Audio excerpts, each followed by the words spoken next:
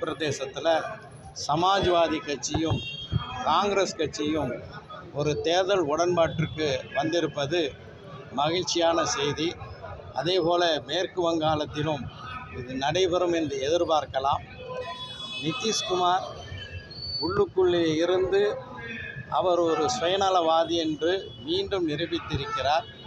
அங்கிருந்து வரக்கூடிய தகவல்கள் அங்கு லாலு பிரசாத் யாதவ் அவர்கள் தலைமையிலான ஆர்ஜேடி கட்சி ஆட்சியை பிடிக்கும், மீண்டும் ஆர்ஜேடி கட்சியைச் சேர்ந்தவர் முதலமைச்சராக வருவார் என்ற செய்திகளும் இந்தியா கூட்டணிக்கு வலு சேர்க்கக்கூடிய ஒன்றாக அமைந்திருக்கிறது.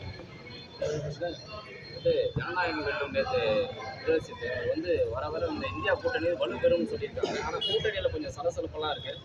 அது எந்த சலசலப்பும் இல்லை.